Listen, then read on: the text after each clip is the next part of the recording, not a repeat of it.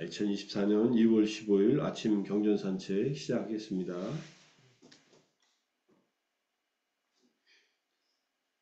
법구경 270번째 개송, 제19장 법의 서유선품 9번째 이야기, 발리시카 이야기. 발리시카는 어부를 말합니다. 제가 이 개송에 대한 자료를 쭉 정리해 놓고 컴퓨터를 재부팅 했는데 몇 가지가 날라갔어요. 제가 그때 저장을 안 하고 재부팅 하는 바람에 그래서 조금 늦었습니다.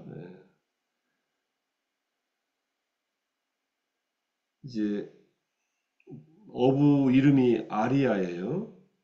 그래서 그 아리아라는 말을 가지고 부처님께서 하신 개송입니다. 숨쉬는 생명을 해치는 것, 폭력에 의해서 고귀한 자, 성자, 즉 아리아가 되는 것은 아니다. 모든 숨쉬는 생명을 해치지 않는 것, 비폭력에 의해 고귀한 자, 성자라고 불린다. 이제 아리아라는 말을 이름이 아리아라고 지어놓은 일이니까 그 어부를 말하니까 여기에서 아임사라고 쓴 말, 아임사라고 이렇게 쓴 말은 도국격인 아임사네나의 의미이다. 해치지 않음에 의해서이다. 뭐 의미로는 같은데 이제 이 말은 도국격이다 이런 뜻입니다. 그러니까 해치지 않음에 의해서 이렇게 정말로 숨쉬는 생명들을 해치는 것에 의해 그 이유에 의해 성자가 되는 것은 아니다. 사람을 생명을 해친다는 것으로 성자가 되는 것은 아니다. 그러나 모든 숨쉬는 생명에 대한 폭력, 예를 들어 손등에 의한 폭력, 손으로 또는 뭐 몽둥이를 잡아서 또는 뭐 여러 가지 무기를 가지고 폭력을 쓸 수 있는데 그러한 손등에 의한 비폭력으로 자의 수행에서 확립되었기 때문에 폭력으로부터 멀리 떨어져 있는 사람을 고귀한 사람이라 부른다. 이제 메타 아디 보아바나니까 자의 등의 수행이네요. 그죠? 자의 등이라고 하면은 자비희사를 말합니다. 자의 연민, 함께 기뻐함, 그리고 평정심, 오백가. 그러니까 자애를 닦는다고 할 때는 자애를 위시로 해서 고통받고 괴로운 사람들을 위해서는 연민의 마음, 행복하고 잘 되는 사람들을 위해서는 함께 기뻐하는 마음, 그리고 모든 존재에 대해서는 평정심을 유지하고. 그래서 자비사 얘기 여러 번 드린 적이 있는데 다시 한번 정리하면은 그렇습니다. 제가 이제 떠오른 이미지가 자비사를 닦을 때 이게 폭력을 쓰지 않는다는 말은 사물의 양심을 갖추고 산다는 말로 이제 부처님께서 설명하신 내용이 있으니까 배가 앞으로 항해하고 나아갈 때 뭐 큰 배든 작은 배든 뭐 좀 큰 배라고 합시다. 여기 여객선이든 화물선이든 배에 선단이 있죠. 뾰족하게 나온 선단. 그게 자애고 왼쪽과 오른쪽은 연민과 함께 기뻐함. 희심, 비심과 희심이에요. 자비희. 그 다음에 배의 바닥을 평형을 맞추고 있는, 균형을 맞추고 있는 평형수가 들어간 그 부분을 우페까, 평정심이라고 이렇게 이해를 하니까 이게 이미지를 그렇게 자꾸 설명하니까 좀 선명해지더라고요. 좌우는 괴로운 사람이 있을 때는 왼쪽을 보면서 연민심을 일으키고 행복한 사람이 있을 때는 오른쪽을 보면서 예컨대 이제 왼쪽 오른쪽으로 나누면은 기뻐해주는 마음, 축하해주는 마음을 일으킨다. 무디다. 아누모다나라는 말, 우리가 이제 공양을 받고 축원을 할 때 아누모다나라고 하는 말을 썼는데 그것도 이제 조금 이따 말씀드리겠지만 그래서 어쨌든 자비사의 사무량심으로 폭력을 다스리는 자가 그 자가 아리아다. 이렇게 이제 고귀한 사람, 고귀한 자 아리아라고 부른다라는 그런 의미로 이제 주석을 달았습니다. 자, 그러면 어떤 이야기냐면은 볼까요? 법구경 이야기에서 부처님께서 제따와나에 계실 때 어부 아리아, 발리시카 아리아와 관련된 개성으로 말씀하셨는데 이 어부 아리아가 수다원가를 성취할 인연이 무르익었다는 것을 아시고 이것을 아시는 것이 아침 새벽에 하는 대비정에 들어서 이것을 파악하세요. 부처님은 매일 새벽에 우리가 5시에 아침 명상 시작하지만 그것보다 더 이른 시기에 이른 시간 새벽녘이면 2시에서 6시 사이 이때 보통 주무시는 시간은 10시에서 2시 사이에 주무시는 것 같아요. 안 주무실 때도 많습니다. 부처님은 밤새도록 경행하시고 새벽녘에 주무시는 때도 있다고 경전에 나오니까 이분이 불면증이 있어서 못 주무시겠어요? 밤에 천신들이 내려왔을 때 이 천신들을 가르치느라고 밤에 안 주무시는 때가 있고 또 경행을 하시다가 안 주무시는 때가 있고 그래요. 뭐 아라한들은 마음에 번뇌가 없으니까 그러다가 새벽녘에 자다가 뭐 이제 잠을 청하시다가 이제 마라가 와서 왜 이렇게 게으름 피냐고 시비 거니까 너는 네 일이나 봐라 나는 좀 쉴란다 하고서 이렇게 쉬시는 경우도 있거든요. 잠자는 것에 있어서는 조금 뭐라고 할까 자유로운 어떤 그런 편안한 입장이신 것 같아요. 아라한들은 잠을 그렇게 많이 자지 않는 것으로 이제 우리가 보면 알 수 있지만은 마음에 뭐 스트레스나 번뇌가 없으니까 분노도 없고 그러니까 뭐 훨씬 적은 잠으로도 이제 피로가 풀렸던 것 같습니다. 그걸 뭐 전에 담마 세라피라는 말도 했었고 칠갑제를 경험할 때. 자 어쨌든 아침 새벽녘에 대비정을 통해서 오늘은 누구를 만나고 그 중생은 지금 어떤 상황에 있고 어떤 번뇌가 있고 근기, 그러니까 오근의 성숙도는 어느 정도이고 라고 쭉 살피시다가 아리아가 이제 부처님의 선정 속에서 이제 떠오르게 된 겁니다. 그날 만나게 될 인연으로 아리아가 있는데 어부 아리아가 있는데 이 아리아가 이제 수타원과를 얻을 때가 됐구나. 이러면은 이제 부처님께서 그 아리아 그 사람이 있는 곳으로 직접 가서 그 만남의 계기를 갖습니다.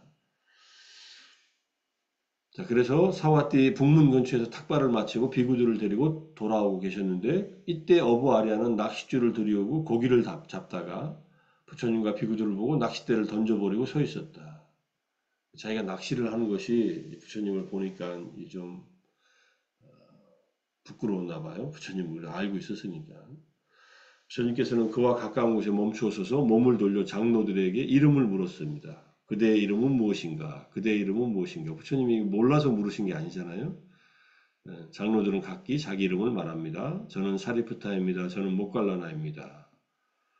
그러자 어부는 부처님께서 다른 사람의 이름을 물으시는데 자기 이름도 물으시리라고 생각해서 이제 기다리고 있습니다. 그러니까 부처님께서 어부의 마음을 읽고 그에게 물으십니다. 제가 신도요 그대의 이름은 무엇인가?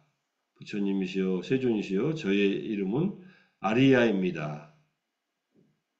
아리야 성자라는 의미의 그 아리안족 할 때 아리아입니다. 인도를 정복한 코카시안들 인도로 내려온 사람과 그 다음에 저 그리스로 간 사람들 그 다음에 이제 이란 쪽으로 간 사람들 이게 다 같은 아리안족들이에요. 정복자들이죠 사실은. 정복자들이면서 자기네들을 이제 사회 지배계층으로 만든 그 사람들 주로 이제 바라문 계급들의 이 코카시언이었고 왕족들만 해도 꼭 코카시언은 아니었던 것 같아요. 부처님은 이 뭐야 아리안 출신이 아니거든요. 출생으로 보면 왕족인데도 황인종이에요 일종의. 그 우리와 같은 황인종이라고 할 수 있어요. 백인이 아니에요. 몸에서 그 황금빛 빛이 났으니까 부처님 몸에서 빛이 났다는 얘기 많이 하잖아요. 근데 피부가 황금빛이라는 말은 황인종 아니에요. 뭐 그런 뭐 그게 뭐 크게 중요한 얘기는 아니지만 제가 신자여 그대처럼 살생하는 사람이 어떻게 아리아라고 불린단 말인가? 일체 생명을 해치지 않는 사람이 아리아이다. 그러니까 이름 때문에 이게 제도가 된 케이스예요. 산 생명을 해치는 사람은 성자가 아니다. 일체 생명을 해치지 않는 사람, 그가 진정한 성자이다. 이 개성 끝에 어부 아리아는 수타원가를 성취합니다. 아리아가 수타원이 되는데 이게 수행하는 시간이 있었겠어요? 이 개송 끝에 수타원가를 성취하였다는 말은 이게 이제 그 말씀, 부처님의 이 개송이 끝나자마자 바로 수타원이 됐다는 얘기예요. 이 지금 낚시를 하고 있었어요. 살생을 하고 있었죠. 물고기를 잡고 있었으니까. 그러다가 부처님의 이 가르침을 듣자마자 수타원이 됐다는 말은 좀 납득하기가 어렵죠. 그래서 요 얘기를 가지고 이제 마하시 스님이 설명을 합니다. 여기서 성자라고 하는 아리아라는 이 어부의 이 이름이 아리아였지만 성자는 수타원과 이상의 성취를 얻은 사람을 말한다. 사실은 수타원과가 아니라 수타원의 도부터 성자입니다. 사향사과, 사도사과가 수타원 도가, 사다암 도가, 아나암 도가, 아라한 도가 이렇게. 그리고 수타원 이상의 성자는 5계를 절대로 범하지 않는다. 살생하지 않고 도둑질하지 않고 거짓말하지 않고 삿된 성행위를 하지 않고 술을 마시지 않는다. 그럼 5계를 잘 지키면 수타원일까요? 그렇지는 않습니다. 5계는 수타원이 안 돼도 지킬 수 있어요. 근데 수타원이 되면 5계를 깨지 않게 된다는 거예요. 본성 자체가. 그러니까 낚시를 하는 그대가 어떻게 아리하냐 이런 뜻으로 부처님께서 반문하고 그 순간에 이 아리아 이 어부는 순간적으로 지혜가 열려서 바로 수타원이 됐다 이렇게 볼 수 있죠. 자, 이거에 대해서 이제 토요일 날 우리가 공부하는 교재인 윗바사나 수행 방법론의 112쪽, 113쪽에 이렇게 마하시 스님이 설명하고 있습니다. 같은 내용이니까 한때 부처님께서는 아리아라고 불하는 어부가 법을 증득할 조건이 갖추어짐을 보시고 이제 오파니사야 사와티 북문 근처 마을에서 탁발하신 후 승가대중과 함께 돌아오셨다. 그때 낚싯대로 고기를 잡고 있던 어부 아리아는 승가대중과 함께 오시는 부처님을 보고 낚싯대를 내려놓고 그대로 서 있었다. 그대의 이름은 무엇인가라고 물었고 아리아라고 합니다 하니까 그대처럼 다른 존재들을 괴롭히고 죽이는 일을 아리아라고 할 수 없다. 성자라고 할 수 없다. 성자라면 괴롭히거나 죽이지 않는다. 똑같은 이 에피소드를 가져오신 거예요. 법구경 지금 우리가 보는 270번 개성에 대해서 예나 여기서 나 예나 아리요 호띠 예나는 성냄 등의 어떤 이유 때문에 생명 빠나니 생명 중생들을 괴롭히고 죽이고 해친다면 함사띠를 이렇게 생명을 해친다면이라는 말이지만 여기 지금 주석을 풀어내는 겁니다. 그 성냄 등의 이유 때문에 성자가 아니다. 여기 예나 때나라는 말은 분노에 의해서 해치기 때문에 성냄이라고 이렇게 주석을 단 겁니다. 일체 생명을 중생들을 아힘사 해치지 않기 때문에 성자라고 부른다. 여기 아임사를 여기서는 해치지 않기 때문이라고 했으니까 아블라티브 형태로 해석을 했는데 주석수에 의하면 이거는 도국교이기 때문에 해치지 않음으로 이렇게 이제 해석하는 게 직역이겠죠. 이 가르침 끝에 어부 아리아는 수타원이 되었다고 단맛바다 주석수에 나와 있다. 해서 이제 법구경 이야기 조금 전에 본 173권의 171조 여기에 나와 있다는 말이에요. 자, 이거에 대해서 이제 설명을 하세요. 이제 우리가 지금 화요일 날 2번 했지만은 이 윗바사나 백문백답 이 책의 첫 번째 질문이 개는 무엇이며 어떻게 구족합니까? 라는 질문입니다. 그리고 두 번째 질문이 오랫동안 개를 청정하게 하고 나서 수행을 해야 삼매와 지혜가 생겨날 수 있다는 견해는 바른 견해입니까?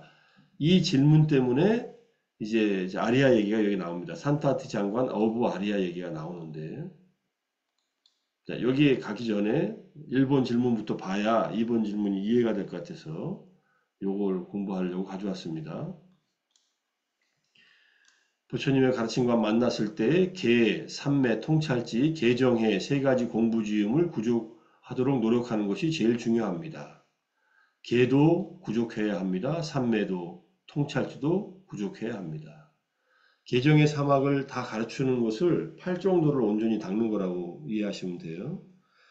계를 구족함에 있어 제가자들의 경우에는 최소한 5개나 생계 제8개를 구족해야 합니다. 출가자들의 경우에는 계목단속계를 구족해야 합니다. 출가한 스님들은 3위, 3인이들은 10개, 비구, 비구니들은 구족계, 비구계 사분율에서는 250개, 테라바드에서는 227개, 그 다음에 비구니계는 사분율에서는 350개인가요? 100개가 더 많고, 테라바드에서는 327개. 어쨌든 그런 구족계를 다 지켜야 된다는 그런 뜻입니다. 생계 제8계라는 말은요, 5개 중에서 살생, 도둑질, 잘못된 음행, 몸으로 짓는 세 가지와 그 다음에 말로 짓는 것이 거짓말 하나인데 5개에서는 생계 제8계에서는 네 가지 다를 말해요. 거짓말, 이간질하는 말, 거친 말, 쓸모없는 말, 플러스 바른 생계. 그래서 생계를 8번째로 하는 8계를 지킨다. 이게 제가자들의 계입니다. 생계 제8계에는 술을 마시지 말라는 말이 빠졌네요. 그죠? 근데 5개 속엔 들어가 있으니까 둘 중에 하나를 지킨다 하면은 술 한 잔 마실 때는 생계제 8개를 지킬 수도 있지만 술 마시는 일은 안 하는 게 좋다. 얼마 전에 유튜브 의사들이 이렇게 건강 강좌하는 거 듣다가 술을 마시면은 수명이 3년 정도 단축된다 그러더라고요. 그런데 우울하면은 또는 부정적인 마음을 갖고 있으면 수명이 9년 정도 단축된대요. 이게 연구 결과가 그렇다는 얘기예요. 그러니까 비관적인 사람들은 낙관적인 사람보다 수명이 9년 반이 짧답니다. 어떻게 연구했냐? 미국의 노틀담 수도원에 수녀님들이 정신수도원에 들어가서 평생을 사는데 거기에 들어온 수녀님들을 대상으로 종단 연구를 합니다. 수십 년 동안 연구를 해요. 그랬더니 들어올 때부터 낙관적인 수녀님들은 결국은 그 똑같은 환경에서 폐쇄된 환경에서 사는데 9년 반 정도를 더 많이 살더라 평균적으로. 수녀원에 들어오기 전부터 비관적인 사람들은 9.5년 정도를 일찍 죽더라. 그럼 그걸 어떻게 아느냐? 얼굴 표정을 보면 알 수 있답니다. 들어오자마자 사진을 찍고 보면은 뒷수행 스마일이라고 마음이 정말로 행복해서 웃는 미소는 그런 미소를 띈 사람들은 이제 긍정적인 사람으로 이렇게 분류를 해요. 근데 그렇지 않고 얼굴이 좀 어둡거나 수임무룩한 분들은 마음이 그러니까 그렇게 이제 연구를 합니다. 그래서 술 마시는 것에 너무 구애받지 않아도 된다라고 하는 술 마시는 것보다 우울한 것이 더 수명을 단축하니 술 한 잔 마시고 우울하지 않은 것이 더 나을 수도 있다라고 의사는 얘기하는데 술 안 마시고 우울하지 않으면 최상이겠죠, 그죠? 그리고 또 이제 아산병원의 정의원 교수가 평생 동안 술을 마실 수 있는 양이 한계가 있답니다. 젊어서 많이 마시면 나이 들어서 못 마신대요. 그 소피의 선택이라는 소설을 쓴 그 작가도 젊어서 술을 많이 마셔요. 우울하면 술을 마셔서 그 사람은 우울증을 이렇게 피하고 하는데 60이 딱 되자 술이 마시면은 구역질이 나요. 술을 못 마시게 돼요, 생리적으로. 그러니까 몸에서 더 이상 알코올을 못 받아들이게 된다고 이렇게 얘기하더라고요. 그래서 젊었을 때 술을 적게 마시거나 안 마시면은 나이 80 넘어서도 술 한잔 하는 정도의 여유가 있으니 술 많이 마시지 말라고 이렇게 얘기하더라고요. 의사들은 술 마시는 것 자체가 뭐 계를 어긴다고 생각을 안 하니까. 근데 나이 들어서 알코올을 많이 먹으면은 알코올은 바로 발암물질로 바뀌고 뇌 세포에 치명적인 손상이 바로 가기 때문에 알코올성 치매가 올 가능성이 높아집니다. 그러니까 알코올로 죽는 것보다 알코올성 치매 때문에 뇌세포의 파괴 때문에 그래서 이제 치매에 의한 사망률이 높아지겠죠. 치매 걸리면 본인은 행복하고 주변 사람들이 괴롭다고 생각하는데 아마 그렇지 않다고 하는 것을 여러분들 아마 최근에 안소니 홉킨스가 주연한 영화 작년인가 재작년에 나무 주연상 받았나요? 더 파더라는 영화 보시면은 치매 걸린 사람을 가장 잘 이렇게 생생하게 표현한 영화라고 하더라고요. 자기 딸인지 간호사인지를 구별을 못해요. 어떨 땐 딸로 보이고 어떨 땐 간호사로 보여요. 제 기억으로는 딸이 간호사 역할을 했던 것 같은데 얼마나 불안정하겠어요. 내 주변 사람들을 못 알아본다는 것은 근데 그 사람들이 내 옆에 늘 있네. 이 말의 의미는 내 옆에 있는 사람이 내 가족인데 내가 못 알아보니까 굉장히 불안정해지는 거예요. 정서적으로는 아주 불안정해지고 인지적으로는 아주 둔해지고 이건 굉장히 불안한 상태에서 사는 겁니다. 그래서 여러분들 치매 걸리지 않도록 계속 공부하시고 수행하시고 알코올 흡수 최대한 줄이시고 드시지 마시고 여기서 계속 잔소리를 하고 있네요. 5개 지키시라는 얘기, 생계제 8개에 대한 얘기 말씀드렸어요. 계는 이제 살생 등을 절제하는 이나 소임을 충실하게 실천하는 이의 의도, 마음부수, 단속, 범하지 않음입니다. 이렇게 설명을 했고요. 출가자와 재가자의 계는 서로 다르다 하는 것. 항목이 다르다는 거예요. 재가자의 계청정은 5개나 생계제 8개를 수지하여 잘 지키는 것만으로도 완성되는데 그러면 계속 계를 지켜야만 수행을 할 수 있냐? 이렇게 두 번째 질문은 그거예요. 그러니까 출가자의 경우에는 계목단속계를 범하면 명령 어김 장애에 해당합니다. 좀 어려운 말이지만 이렇게 들어두시고 그러니까는 출가자는 계를 승단의 규범으로 지켜요. 그냥 자기 혼자만을 위해 지키는 게 아니에요. 자기를 위해서 지키는데 이게 명령 어김 장애라는 것은 승단은 공동체잖아요. 그러니까 일종의 법률과 같은 효력을 발생해요. 스님들의 경우에는. 그러니까 계를 깨면은 승단에서 제재를 받습니다. 그렇게 해서 승단의 자정 기능이 유지가 되는 거예요.